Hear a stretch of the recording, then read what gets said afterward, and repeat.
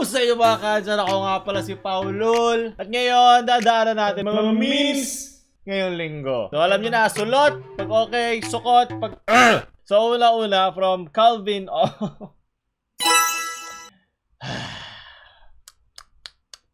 So kabay natin ng konting balitang inene, di ba? Maliit na balita. Nasunog ang Star City. Ang sinasabi nila ay gawa daw to ng isang arsonista. Nasunog daw kasi yung isang part ng Star City na maraming mga laruan. So alam niyo naman, flammable yun. Mukhang walang kalaban ng Enchanted Kingdom pagdating ngayong Pasko. Lalo na, di ba? Marami tayong sinasakyan. Marami tayong sinasakyan dyan na hindi humihiyaw, di ba? Naalala nyo, kung mayroon kayo ulting childhood dyan. Pasensya na lang kung yung mga gustong sumakay dyan, hindi pa kayo makakasakay sa ngayon. So ang sinabi nila, kung okay daw sa mga engineer, mabubuksan nila this year mismo itong Star City. Pero as of now, nasunog yung mga major rides at wala tayong magagawa dun. So sukot na lang yun kasi pag sinulot ko yun, imagine ko lahat ng mga part-time doon ay wala ng trabaho. At sinabi naman ng Star City na babayaran nila or sila bahala dun sa kanilang mga empleyado. Pero yung mga part-time na empleyado nila, wala na silang trabaho. So, isalagi ko sa sukot yon dahil may moralidad pa rin tayo dito kahit papano. From Kenneth Quintos thread, I don't know if this... Hindi ko na agad pinaniniwala pag may sinabi, I don't know if this was just me. I was looking at this photo for a while about sa susunog yung Star City and my boy Fee and I noticed a weird thing about this photo. Try to look at the upper right of smoke and zoom in. Hindi ko makita. Bibig ba yan? Pwedeng bibig, yeah. Nag-comment yung right sa totoo lang parang facts ni Naruto. Kuramay ko ba to? Angry person and a happy one. Aso parang nakasimangot dyan. Hindi! The best talaga comment section. Okay! Cancel talaga. Ba't naging betlog to? Parang image din yung face sa bandang gilid ng ferry. So, Saan like ito mga mukhang to? Ayun to, nakita ko na. Maraming salamat kaya Dizon. Nakita ko na rin. From Anpika. Maraming salamat, Anat. Nakita ko na. Si No Face ba yan? Ito din po bago may dalawang skull? Nice one, Mitch. Ay, salamat. Meron din nagsalita sa kanila. Basahin mo ulit at pagmasdan mong maiki. So, ikaw pa ang tanga. Hindi mo kasi naiintindihan.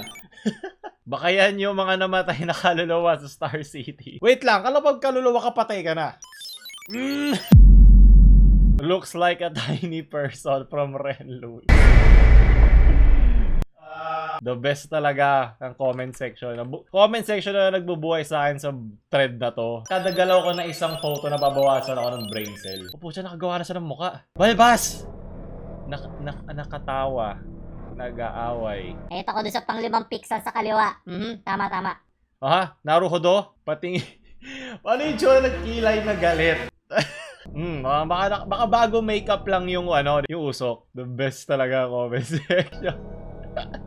Tama, bakit? All interconnect into the Star City zone. Buti pa sila masaya. Buti pa yung usok masaya. Gusto ko na rin masunog. So, simulat sa lang yan, isang case na naman to ng illusory pattern perception. Pwede siyang pareidolia, kung saan tayo nakakita ng mga pattern sa mga bagay na wala naman. Kasi naka-hardwire to sa ating pagkatao through evolution para mag-survive tayo sa wilderness ba sa Africa, para makatakas tayo sa mga maaari na mga pahamak. Diba? Baka meron dito sa dilim. May parang dalawang mata. Baka tigre to. Ayoko dito. Kakaduti ko muna yung kasama to. So, diba? Mas okay na yun. Kahit yung dalawa nakita mo na pala, dalawang mangga na nakatayong ganon. Na pinag-usapan na natin to dito. Dun sa kung bakit tayo naniniwala sa conspiracy sa agad-agad. Or bakit sobrang dali makagawa ng connection sa conspiracy. Lalagay ko na lang dito. Diyan ko siya pinag-usapan in depth. So, ayun. Ito na yung pang mabilisan na version. So, ayun. So, huwag na magpapaniwala sa mga ganyan. Isa lamang yan sa kuna. Pero kung lalagyan nyo siya ng mga ganyan, bahala na kayo. Baka marami lang kayong time sa Twitter tulad ng mga yan at tali ko na problema yan. So, alamin natin kung bakit nagkasunog sa stars. Okay. Maraming salamat, Google, at natulungan mo kami. Well, di ko alam kung insured sila. Kung insured man sila, pwede nilang gawin yun outright para makuha sila lang extra. inisip ko naman, papasko na. So, dapat kikita sila. So, ibig sabihin, ang susunod na rason bakit nila kailangan gawin yung kahit malaki na yung pagkakakitaan nila for this part of the year, masisira na siguro yung kanilang mga rides. So, kaysa siguro pagawa namin to ulit, sirain na lang namin to, may extra pa kami, tapos pag inayos namin siya, may masasakyan pa sila. So, kumbaga, mayroon pa silang nakuha extra, may makuha sila extra dun sa dapat, yung height o yung trend ng kanilang mga rides ngayong Kapaskuhan, di ba? Maraming mga pamilyang pupunta dyan. Diba? Ito all interconnected the conspiracy zone. Yun hindi yung conspiracy. Ano lang doon, ang tawag na doon ay mayroon kang lawyer, di ba? Alam mo ang galawan. So, hindi ko alam yung mga finer details dyan kung bakit what constitutes to get the insurance, kung ano mga kailangan mo mga tamaan ng mga parameters para makuha mo insurance mo, blah blah blah blah. Hindi naman ako businessman, so magaling. Ayan, saktong-sakto naglabas ang EK ng 750 regular day pa October 2 to day 1. A day after nangyari yun ng stocks. Business-minded lang naman sila. Alam nila wala silang pupuntahan. Okay? Walang masama doon. Kaysa naman walang shadow yung mga bata doon, di ba? Pumhaki. Well, hindi ko masyado nagustuhan yung series na to, pero very witty, Haki. Maraming salamat. Sulot, di ba? Yung kaninang trend, sukot, nakalimutan ko. From Daniel Serror. Ito yung All Interconnects, alam ko na. Ito yung nakikita nila, di ba? Baka nagpapatawa dyan. Tito Dolphy would be proud sa magawa ng conspiracy. Honk honk, mga ungas. 50,000 people used to live in the city. Now it's a ghost town. Yeah, I like the reference. COD, Modern Warfare, kinalakihan ko yan. Dito talaga ako nasaktan. Hindi doon sa mga conspiracy kanina. So mag-COD tayo na. Pabuti nyo to na 10k like COD tayo. Na-miss ko tuloy. From Fam Louis. Yan yung mukha ko nung dinadaanan ko yung thread kanina. Kahit isa sa mga pinaka-nakakatawa, pinaka-talentadong komedyante dito sa Pilipinas, hindi natuwa sa nakita niya. Kung may masusunog dito, kasalanan to. Ito ang salarin sa nagsunog sa Star City. Ang Fire Hashira, si Rengoku Shinjuro. 俺は俺の責務を全うする。誰も死なせない。 All interconnects into the Demon Slayer zone. So, no, Ediot TV.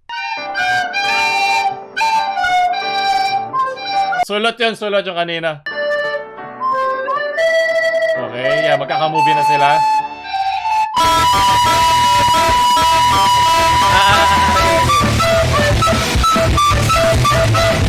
Disclaimer.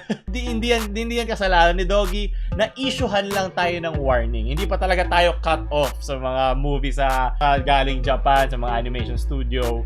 Ano lang yan lang yung setting. Meron kasi setting sa isang uploader kung gusto nilang makapakita to sa ibang bansa o hindi. On this particular video, under siya nung ganong klaseng channel. Siguro that's a Japanese channel kasi mapapanood mo naman yung trailer sa ibang channel. So, hindi na kasalanan ni Doggy. Relax lang kayo. Pero na-issuehan tayo ng warning. Napalo tayo ni Tito. Oh!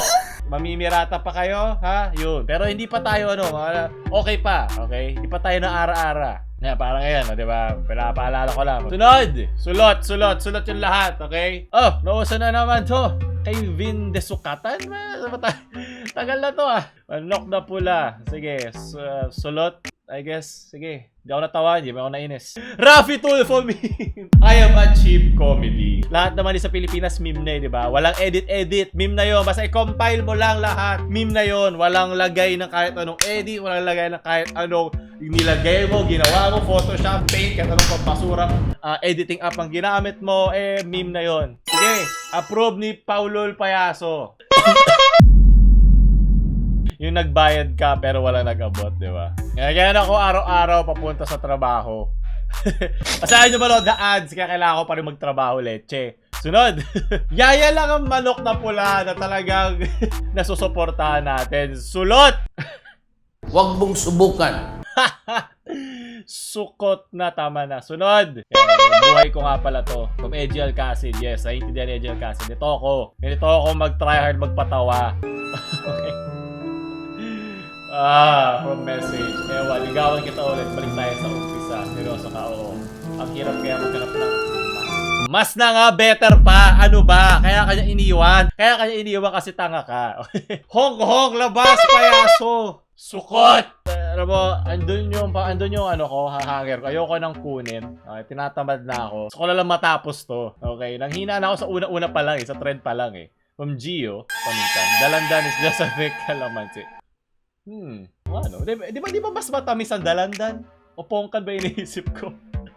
Okay, maraming salamat, Sukot. Di ba? Yun, nabawi din natin. Magandang meme content sa simula, Robert. Yes, na-achieve na natin ang comedy. Matutuwa si Tito Dolphin ito. Maraming salamat. At tapusin na natin to bago ako masunog. At ayun, kung nagustuhan nyo, masaraya bang sukot? Mas maraming sulot ngayong video na to. At huwag nyo like, share nyo sa mga komedyante nyong friends, honk.